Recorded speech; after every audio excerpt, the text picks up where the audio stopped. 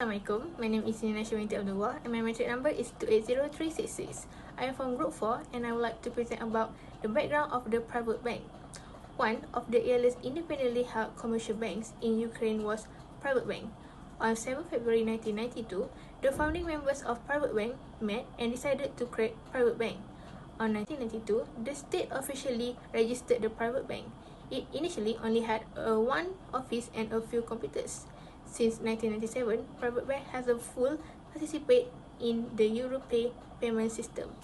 On July 6, Privatbank shareholder decided to convert the bank from such a restrict liability corporation to a private joint stock corporation. Additionally, the bank's name was changed, which is now called Public Joint Stock Company Commercial Bank or Privatbank. Due to Privatbank being victim to a large-scale and organized fraud over at least a 10-year period ending December 2016, at least 5.5 billion USD was lost. Next part, the company scandal in financial and auditing. I will explain three main scandals that happened in Privatbank. So firstly, Kolomoisky and Boholyubov stole billions from Privatbank. Secondly, Kov and Leber create a vast network of companies to launder the stolen money and spend it in the United States. And thirdly, Stammer's Towers became involved in the money laundering scheme when money derived from embezzlement and fraud proceeds was used to improve and maintain the property. So, in a place as immaculately clean as Ukraine, it is unusual to run into an issue of this magnitude. Beginning at least in 2008, Ihor Kolomoisky and Gennady Boholyubov utilized their control over Privatbank to embezzle the billions of euros from the institutes. Due to the scope of both the fraud and embezzlement, NBU was compelled to take out the companies with such as $5.5 billion bailout in order to prevent severe economic recession for the entire nation. Private bank for money always receive it because they own and control it and seldom ever pay it back before they obtain additional loans from the bank. The place operation was intricate. Both of them applied for loans for private bank using a significant number of these businesses they own or operate. Even though the loan applications contain mistakes, this special finance company at the bank approved the loans. The funds were ultimately distributed all over the world. When the loans were due, they were frequently repaid with new loans or, in some cases, with revenue obtained by using the money that has been stolen.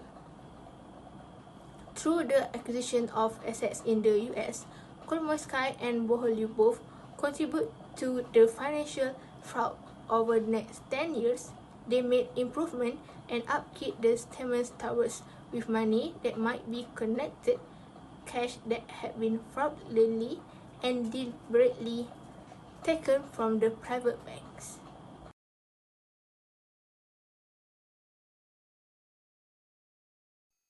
Assalamualaikum and hi, my name is Nusradira Najwami Harun, entry number 288047.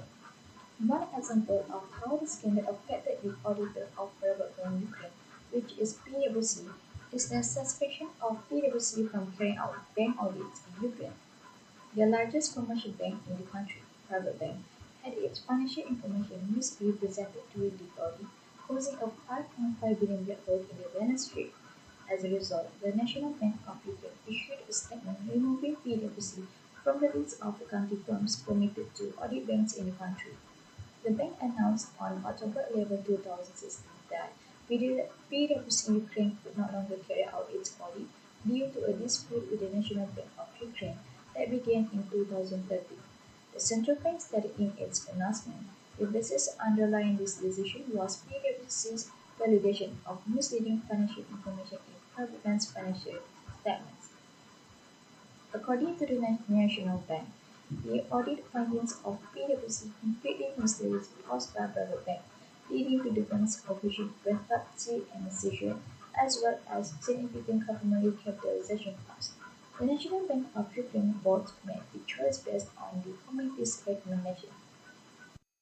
Although the contract breach between PwC and Privatbank took place in accordance with Ukraine law, the effect of PwC's reputation will be global, and PwC's reputation will continue to be at risk for some time.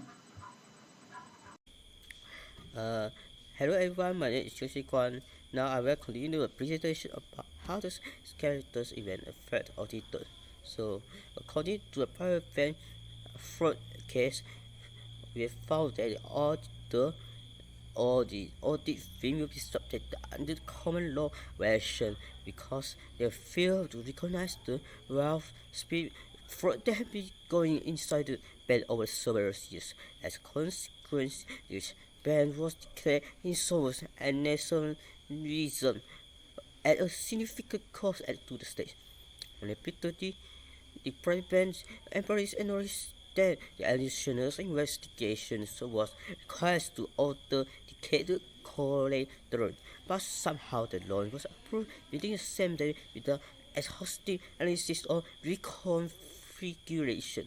Example for the loan number 4Z1195D, which is for 40,850,500 says that it was to fund ongoing operation of Z. But conversely, the party enterprise limited economous sky owners organization which can count at private banks use substitution of the laws to buy a commercial building in Cleveland or Hills. But however, the audit firm PwC still exercises skepticism when evaluating the commission justification for the party transaction.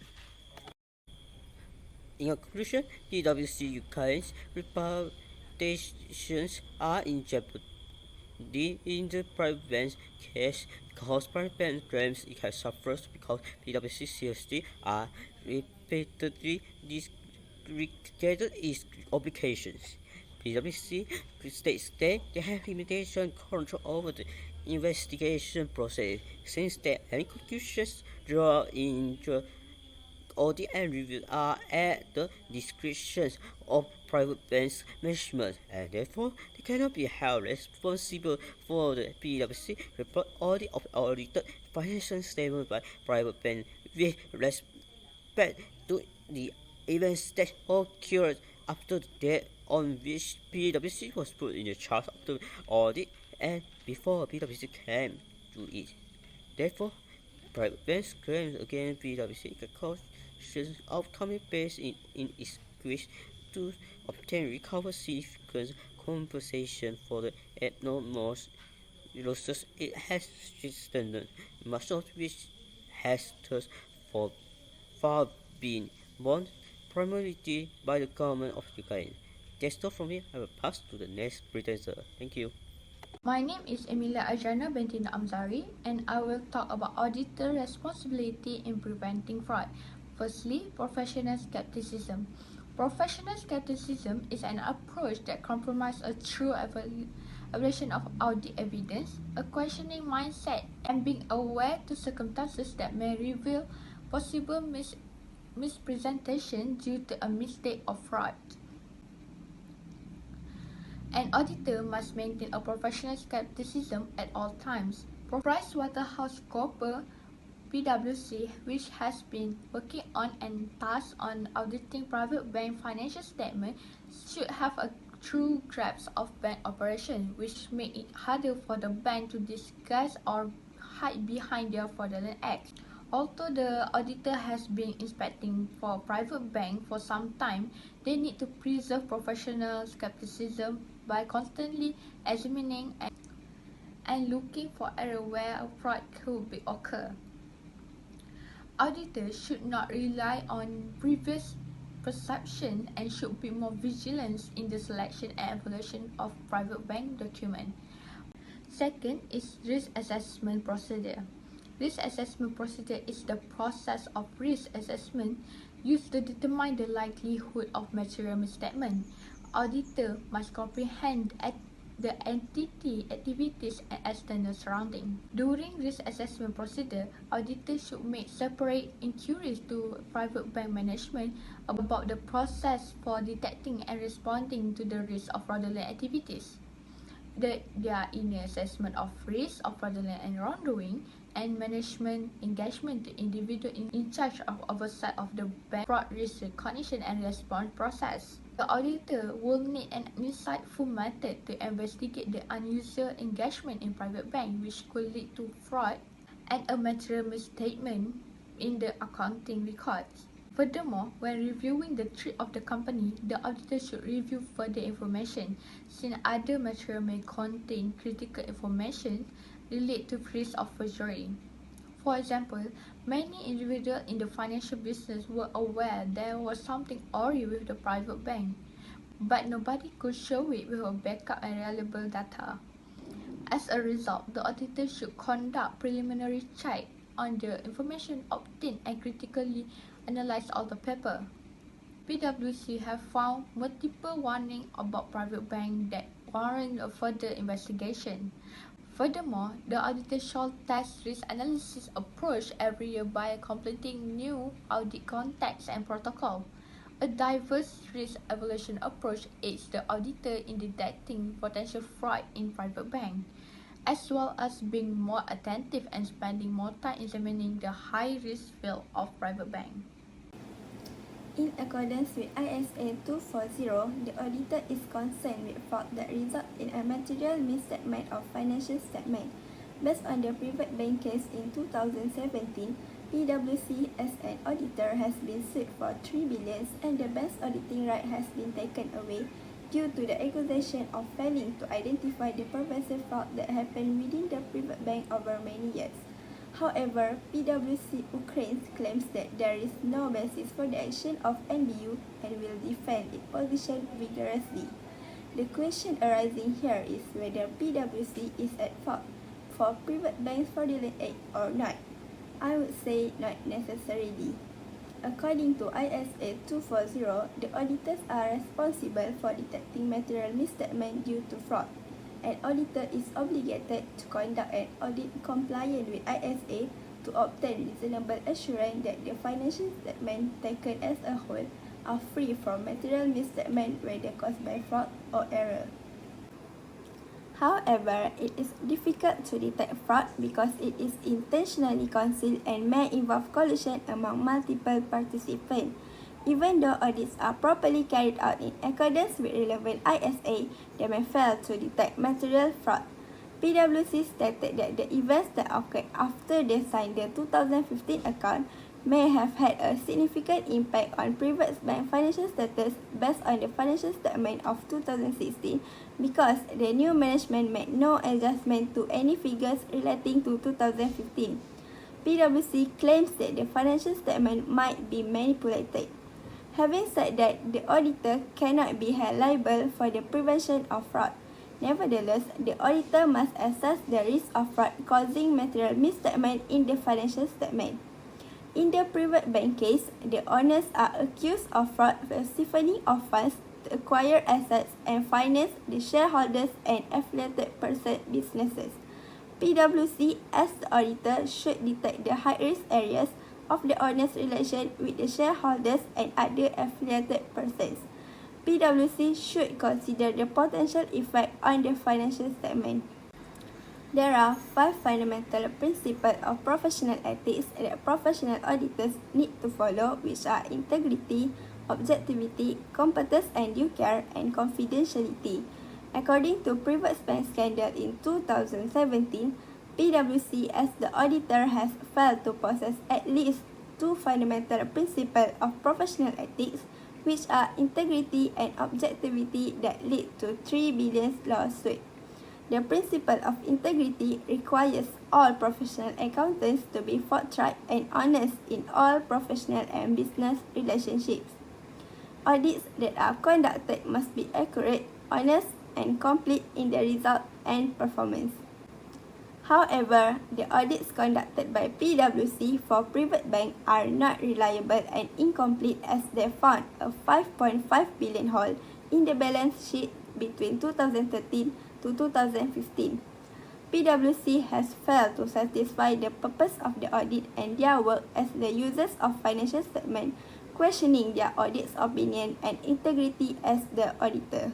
So as a conclusion, Privatbank company is one of the well-known companies and it is in Ukraine.